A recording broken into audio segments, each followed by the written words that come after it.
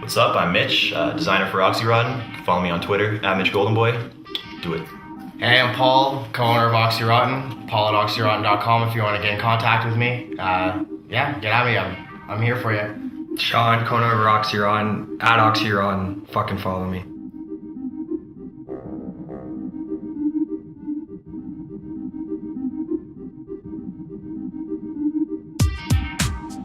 We started in, what was it? It was 09, eh? Yeah. It was right before April too. Yeah. I was with another clothing line and that wasn't really happening, so I took Oxyrotin on my own, and Paul just happened to be back from Banff at that time.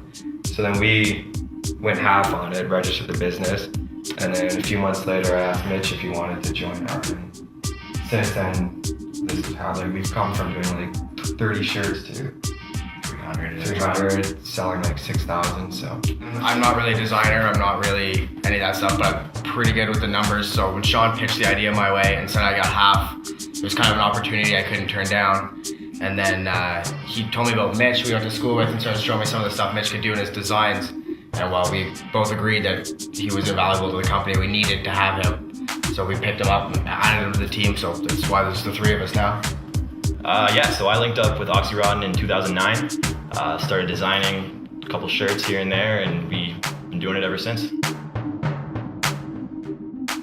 You'll see other brands that'll cater to just one market, and we didn't want to do that, but since then we didn't really start with a style, but now we've come to have our own style, and it's been organic. We've been doing it ourselves and haven't forced anything, so pretty much from the start we didn't know what we were doing, didn't know where it was going, and then the one thing that remained the same was we didn't give a fuck what everyone else is doing or designing for anyone. We're designing for me, Paul, and Mitch. For all the graphics that you see, they're really tight-based and really graphical, as opposed to other kind of companies who have a different vibe or a different style that they go for. So that's pretty much what we do. At first we did a lot of black, white, and red. Those were kind of the only colors we would use, and then we sort of diversified from that. And now we toss in maybe one color with a lot of dark stuff, and that's sort of the way our styles progressed. It started off with just us wearing it, then our homies, our tight crew started wearing it, and then people started getting out there, people started really liking it. And then Sean's been heavy on the Twitter scene for a long time, getting at big name artists, not harassing them, but really getting at them and being persistent with them to make sure we get our stuff to them. And then we had our show with Currency, which is our product release party. And then from there, our name really got out.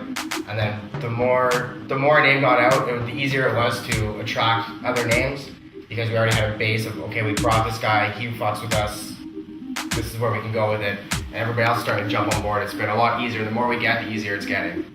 We owe a lot to the guys at Ritual nightclub here in Ottawa, because they have opened their doors to us. I mean, we call them and say, so-and-so's in the town tonight, do you mind if we sneak through? And they're like, hey, door's open, man, you know how to get in, just let yourselves in. This is what time it starts.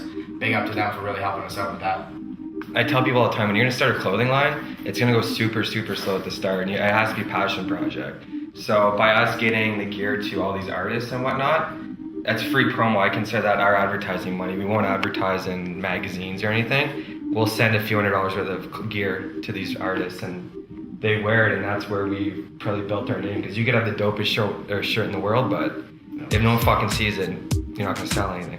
Last night, or 2 nights ago, we were at the Cisco Blues Fest with Mac Miller, and Sean and I had met up, or Sean Mitch and I had met up with him earlier in the afternoon to get him to sign some stuff from last time he was in Ottawa, some pictures and stuff. And we gave him some gear, and we didn't really get a chance to look at it with him. He didn't get a chance to see it properly. And then Sean and I were standing in the crowd, and sure enough, he came out on stage wearing our shirt in our city in front of 15,000 people. And that was we both kind of looked at each other yeah, this is it, man, we made it. This is big for us. He's in our town representing our company, you know what I mean? It's pretty cool stuff. That was big for us.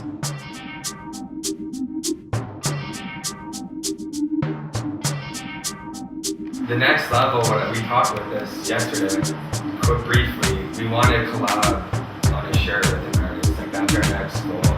Getting the gear to the artist at the beginning, that was tough, and that was we didn't think we could do it, but we did it. So our next is getting a collab with a big artist. I guess just what we've been doing, we're gonna drop another line, sort of, it'll always be what you can expect from us, there aren't gonna be any crazy left turns here or there, we're gonna stick to what we've been doing, but hopefully just doing it on a bigger scale, always taking it to the next level. More designs and ignorant tweets for me. Yeah, I think what they both said is just about right. Ignorant tweets from Sean and yeah, jump past fucking design. Big shout out to the By Word of Mouth boys for coming through today, looking out, Ottawa on the map.